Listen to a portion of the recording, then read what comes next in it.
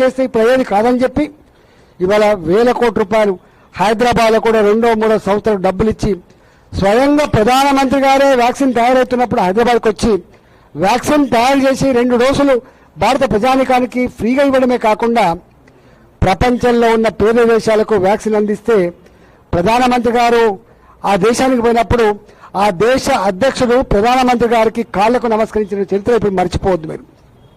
ఆ దేశం పేరు ఆ రాజు పేరు ఏదో ఉంది. ఆయన అంటే కష్టమత్తే కూడా ఎట్లా ఆదుకుంటాడో తెలిసింది వాళ్ళం. హర్ ఘర్ జల్ ప్రతి ఇంటికి డ్రింకింగ్ వాటర్ రావాలి, అంతేకాదు ప్రతి ఎకరానికి పంట నీళ్ళు రావాలని చెప్పి ఇవాళ సాగునీరు కోసం తాగునీరు కోసం లక్షల రూపాయలు ఖర్చు పెట్టి లక్షల కోట్ల రూపాయలు ఖర్చు పెట్టి ఇవాళ దేశం యొక్క ప్రజల జీవితాల్లో వెలుగు నింపుతున్నటువంటి ప్రధానమంత్రిగా ఇలా చరిత్రకెక్కిండు. మీకు తెలుసు లెక్కలో పోతే 25 కోట్ల మంది ప్రజానికం, 140 కోట్ల ప్రజలలో 25 కోట్ల మంది ప్రజానికం ఇవాళ 30% ఉన్నారు, బిలో పావర్టీ లైన్ 20% అని చెప్తున్నారు. దాంట్లో కూడా 25 కోట్ల మందిని ఇవాళ ఎబోవ్ పావర్టీ లైన్ తీసుకొచ్చి ఇవాళ ప్రజల్ని అప్లిఫ్ట్ చేయడమే కాకుండా ప్రపంచంలో ఒక గొప్ప దేశంగా ఉంది అని చెప్పి కీర్తి వచ్చింది. మీకు తెలిసి వాళ్ళ ఒకనాడు అన్నిటికంటే ఇంపార్టెంట్ మన వాళ్ళు చాలామంది అమెరికాలో ఉంటారు, బ్రిటన్లో ఉంటారు, దుబాయ్లో ఉంటారు. ఇలా ఇండియన్ అనగానే చిన్న చూపు చూసేది. మోడీ గారు రాకముందు ఇండియన్ అంటే చాలా చిన్న చూపు చూసేది. కానీ ఇవాళ ఇండియన్ అని చెప్పుకోగానే మోడీ అని చెప్పంటారు. అంటే భారతదేశం ఎంతైతే తెలిసిందో ఇవాళ మోడీ గారి పేరు కూడా అందరికీ తెలిసింది. అన్నిటికంటే ముఖ్యంగా ప్రపంచ చిత్రపటం మీద భారత జాతి ఆత్మగౌరవాన్ని, భారత జాతి కీర్తి పతాకను, భారత జాతి గొప్పతనాన్ని ఆవిష్కరించిన నాయకుడు కూడా మోడీ గారే. మనం ఒకప్పుడు అమెరికా చెప్తే వింటారు వీళ్ళు, రష్యా చెప్తే వింటారు. ఇలా ఏం మాట్లాడుతున్నాం? మోడీ గారు నిన్న కాక మొన్న పుతిన్ గారు ఒక స్టేట్మెంట్ ఇచ్చిండు. భారతదేశ ప్రధానమంత్రి ప్రపంచం మొత్తంలో ఎవరికన్నా గ్లామర్ ఉంది, పేరుంది అంటే ఆనాడు అమెరికన్ ప్రెసిడెంట్ గురించి మాట్లాడకూడదు. The strong political leader on the globe అంటే అమెరికన్ ప్రెసిడెంట్ అని చెప్పేది. ఇవాళ అమెరికన్ ప్రెసిడెంట్ కాదు, ఇవాళ భారత ప్రధానమంత్రి ప్రపంచంలో అతి స్ట్రాంగ్ పొలిటికల్ లీడర్ అని చెప్పి వచ్చింది మనకు. ఇవాళ పుతిన్ గారు అన్నారు, వారు అన్న మాట ఏంటి? భారతదేశానికి ఎక్కడ ఏం కొనుక్కోవాలో, ఎవరితో వ్యాపారం చేసుకోవాలో శాసించగలిగే శక్తి ఎవరికి లేదు అని చెప్పిండు. వాళ్ళ భవిష్యత్తును వాళ్ళు నిర్ణయించుకోవడం చెప్పిండు. ఇవాళ అనేక సార్లు మనం చూసేది, ఒకప్పుడు టెర్రరిస్ట్ యాక్టివిటీస్, ఒక డాక్టర్ మిలిటరీలో పనిచేసి రిటైర్డ్ అయ్యి మన పార్టీ ఆఫీసులో మన పార్టీ చేరేయండి. ఆయన అన్నాడు, నువ్వు ఎందుకు జాయిన్ అవుతున్నావు అని చెప్పి అంటే ఆయన మాట ఏంటంటే, నేను ఒక డాక్టర్ని జమ్మూ అండ్ కాశ్మీర్లో పనిచేసిన నేను హాస్పిటల్లో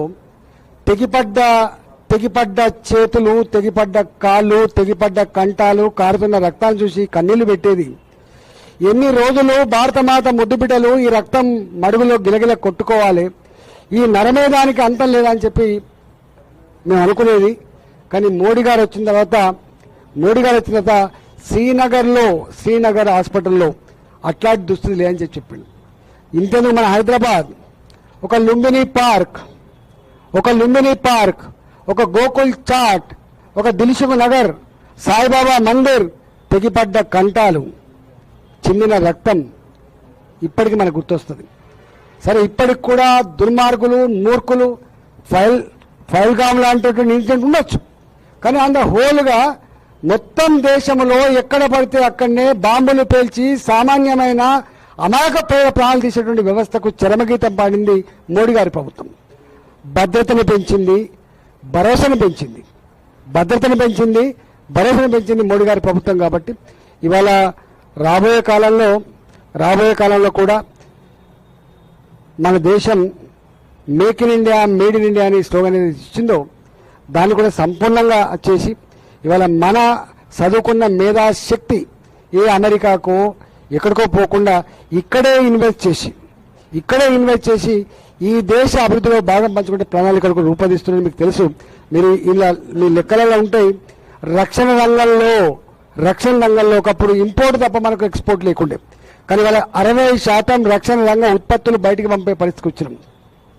సాఫ్ట్వేర్ మాత్రమే కాదు, రక్షణ రంగ పరికరాలు కూడా మన దేశం నుంచి ఎక్స్పోర్ట్ అవుతా ఉన్నాయి. ఇవాళ అనేక రకాల గ్రీన్ ఎనర్జీ విషయంలో గ్లోబల్ వార్మింగ్ గురించి మాట్లాడిన పెద్ద పెద్ద నేతలు, కానీ దాన్ని అమలు చేసిన దేశం భారతదేశం. ఇవాళ గ్రీన్ ఎనర్జీ గురించి మాట్లాడిన ప్రపంచంలో దాన్ని అత్యంత వేగంగా అమలు చేస్తున్న భారతదేశంలో. ఇవాళ గ్రీన్ ఎనర్జీ అయినా, గ్లోబల్ వార్మింగ్ గురించి అయినా, ఎకలాజికల్ బ్యాలెన్స్ గురించి అయినా, ఇవాళ అన్నిటి గురించి మాటలకు చేతలకు పొంతనతో ముందుకు పోతున్న దేశం భారతదేశం. కాబట్టి ఇవాళ మోడీ గారు ఈ 12 సంవత్సరాల పుష్కర కాలాన్ని దాటి రేపు మరొక మైల్ రాయి 17 సంవత్సరాల మైల్ రాయిని కూడా దాటపోయేటువంటి ఈ శుభ సందర్భంలో మోడీ గారు ఆరోగ్యవంతంగా ఉండి ఇవాళ భారత జాతి ఇవాళ గర్వించే పద్ధతిలో వారి పరిపాలన కొనసాగించాలని చెప్పి కోరుకుంటా ఉన్నాం. ఇవాళ మన సంస్కృతి సాంప్రదాయ విషయంలో కూడా రామాలయం రక్తం చెందింది. ఇవాళ అయోధ్యలో రామందం కట్టాలని చెప్పి పెళ్లికి రథయాత్ర చేసిండు. ఇవాళ ఒకటే దేశం ఒకటే చట్టం, ఇవాళ అయోధ్యలో రామ మందిరం, ఇలాంటి అనేక విషయాల్లో కూడా ఇవాళ ఎవరికి వెడవకుండా జడవకుండా election oriented power oriented politics చేయకుండా ప్రజా ఓరియంటెడ్ పాలిటిక్స్ జరిపి ప్రజల మన్నలు పొంది కాశ్మీర్ నుంచి వెళ్ళి కన్యాకుమారి వరకు, కచ్ నుంచి వెళ్ళి అరుణాచల్ ప్రదేశ్ వరకు అన్ని వర్గాల వాళ్ళు ఏ మతమైనా, ఏ కులమైనా, ఏ భాష వాళ్ళైనా, ఏ సంస్కృతి వాళ్ళైనా అన్ని వర్గాల ప్రజలకి మామోడి అని చెప్పగలిగేటువంటి ఈ యొక్క నినాదం సాధించిన ఘనత కూడా భారతీయ జనతా పార్టీదే. మీకు తెలుసు, భారతీయ జనతా పార్టీ ఒకసారి అధికారంకి వస్తే గుజరాత్ వైపు చూడండి, 30 ఏళ్ళు 27 సంవత్సరాల తర్వాత కూడా మళ్ళీ ఓటింగ్ పెడితే మళ్ళీ భారతీయ జనతా పార్టీ వచ్చింది. 30 సంవత్సరాలు పూర్తి చేసుకోబోతుంది. మధ్యప్రదేశ్ 18 సంవత్సరాల తర్వాత కూడా మళ్ళీ మా ప్రభుత్వం ఉంది. ఇవాళ అస్సాం ఆఫ్టర్ 10 years మళ్ళీ మా ప్రభుత్వం ఉంది. ఇలా అంటే ప్రజలు మెచ్చే, ప్రజలు నచ్చే, ప్రజల కోణంలో జరిగేటువంటి పరిపాలన మనం చూస్తా ఉన్నాం. ఇలా బెంగాల్లో ఏం జరిగిందో మీకు తెలుసు. ఇలా బెంగాల్ ప్రజానీకం ఏమనుకుంటున్నారు, మేము ఎక్కడ భారత నుంచి వెళ్ళి విడిపోయే పరిస్థితి వస్తుందేమని చెప్పి భయపడ్డాం. ఇవాళ భారతీయ జనతా పార్టీ వచ్చింది. ఇవాళ మళ్ళీ ఉన్న భారత్ క్షేమంగా సురక్షితంగా ఉందని చెప్పి భావిస్తుంది. మొన్న మన హైదరాబాద్లో రోహింగ్యాల గురించి మాట్లాడుకుంటున్నాం. రోహింగ్యాలు ఎక్కడి నుంచి వచ్చిండ్రు అనుకుని బంగ్లాదేశ్ నుంచి వచ్చిండ్రు. ఇవాళ రోహింగ్యాల బెడద లేకుండా పోతుంది. ఇవాళ వచ్చిన సంగతి ఏంటని పక్కన పెడితే ఇవాళ ఇబ్బడి ముబ్బడిగా లక్షల సంఖ్యలో రోహింగ్యాల వలసలు ఏవైతున్నాయో అవన్నీ ఆగిపోయినాయి. ఇవాళ అంటే దేశ భద్రత మా ఫండమెంటల్ ప్రిన్సిపల్ దేశం ముందు, తర్వాతనే పార్టీ, తర్వాతనే వ్యక్తి అని కానీ తూచా తప్పకుండా అమలు చేసి ఇవాళ ప్రజల మన్నన పొందినటువంటి ప్రభుత్వంగా ఉంది. కాబట్టి ఈ సందర్భంగా యావత్ తెలంగాణ ప్రజానీకానికి కూడా నేను విజ్ఞప్తి చేస్తున్నాం. ఇక్కడ కూడా వీళ్ళ ముఖాలకు ఏది చేయలేక, చేతగాక, ప్లాన్ లేక విమర్శలే కుప్పిస్తూ ఉంటారు. ఇవాళ 6,300 రూపాయలు 6,300 కోట్లు పెట్టి రామగుండంలో 30 ఏళ్ల క్రితం బంద్ అయినటువంటి ఎరువుల కర్మాగారం నిర్మించిన చరిత్ర భారతీయ జనతా పార్టీ. 30-40 ఏళ్ల సుదీర్ఘ కళ కోచ్ ఫ్యాక్టరీ కాజీపేట, దాన్ని అందించిన ఘనత కూడా ఇవాళ భారతీయ జనతా పార్టీది మాత్రం. ఇట్లా అనేకం చెప్పుకోకపోతే అనేకం ఉన్నాయి. కాబట్టి దీన్ని ఆలోచించమని, రాబోయే కాలంలో తెలంగాణ అప్పుల ఊపి నుంచి బయటపడాలంటే, తెలంగాణ తలెత్తుకొని ఉండాలంటే, తెలంగాణ తన పాత గ్లోరీ సంతరించుకోవాలంటే భారతీయ జనతా పార్టీ గెలిస్తేనే సాధ్యమైందనే విషయం మర్చిపోవద్దని, ఇవాళ దాన్ని మర్చిపోవద్దని చెప్పి నేను విజ్ఞప్తి చేస్తా ఉన్నా. ఇవాళ వాళ్ళని చూసిండ్రు, వీళ్ళని చూసినాం. ఇక చూడవలసింది భారతీయ జనతా పార్టీని మాత్రమే. మేము తెలంగాణని